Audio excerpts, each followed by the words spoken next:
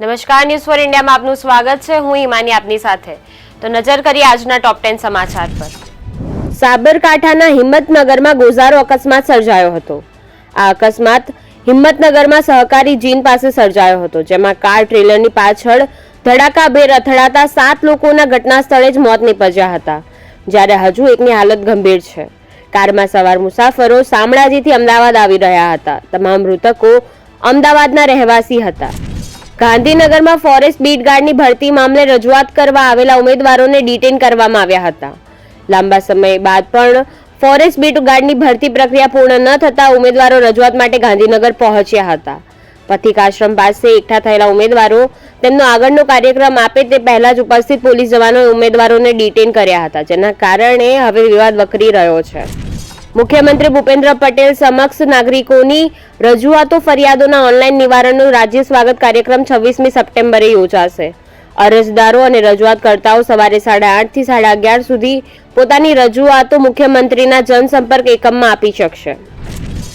અંકલેશ્વરના પાનોલીમાં ગુજરાત કેમિકલ નજીક નવનિર્મિત કંપનીમાં ચીમનીના બાંધકામ સમયે સ્ટ્રક્ચર નીચે પડતા કામદારો ચીમની પર ફસાયા હતા. 4 કલાકના ભારે જહેમત બાદ આશરે 30 મીટરની ઊંચાઈ પર ફસાયેલા કામદારોને ક્રેન વડે નીચે ઉતારવામાં આવ્યા હતા. હવામાન વિભાગની આગાહી અનુસાર આજે રાજ્યમાં ફરીથી વરસાદનો વધુ એક રાઉન્ડ શરૂ થાય તેવી શક્યતાઓ છે.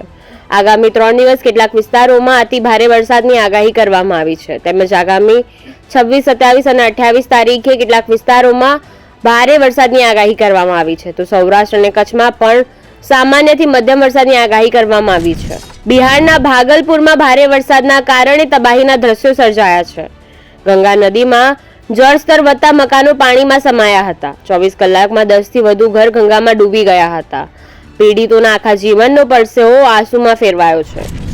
જમ્મુ કાશ્મીરમાં વિધાનસભા ચૂંટણીના બીજા તબક્કા માટે આજે મતદાન શરૂ થઈ ગયું છે. આ તબક્કામાં 6 જિલ્લાની 26 બેઠકો માટે 239 ઉમેદવારો ચૂંટણી લડી રહ્યા છે. જમ્મુ અને કાશ્મીર વિધાનસભા ચૂંટણીના બીજા તબક્કામાં એનસીના ઉમર અબ્દુલ્લા, ભાજપના રવિન્દર રૈના, પીડીપીના આશિયા નકાસ, કોંગ્રેસના તારિક હમીદ જેવા ઘણા ટોચના ઉમેદવારો મેદાનમાં છે. 25 સપ્ટેમ્બરે 25 લાખથી વધુ મતદારો તેમના રાજકીય ભાવિનો નિર્ણય કરશે.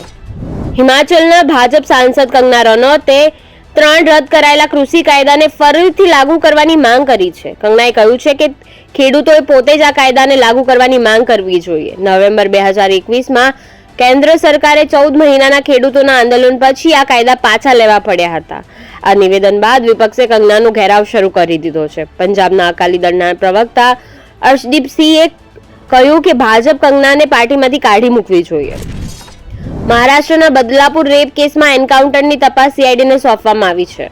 23 સપ્ટેમ્બરે થાણે ક્રાઇમ બ્રાન્ચે આ કેસના આરોપી અક્ષય શિંદેનું થાણેમાં એન્કાઉન્ટર કર્યું હતું. ક્રાઇમ બ્રાન્ચ અક્ષયને તળોજા જેલમાંથી બદલાપુર લઈ ગઈ હતી. સાંજે લગભગ 6:15 કલાકે તેમનો સામનો કરવામાં આવ્યો હતો. સરકારે કહ્યું હતું કે અક્ષયે પોલીસની રિવોલ્વર છીનવીને ગોળીબાર કર્યો હતો અને સ્વ બચાવમાં પોલીસે ગોળીબાર કર્યો અને અક્ષયનું મોત થયું.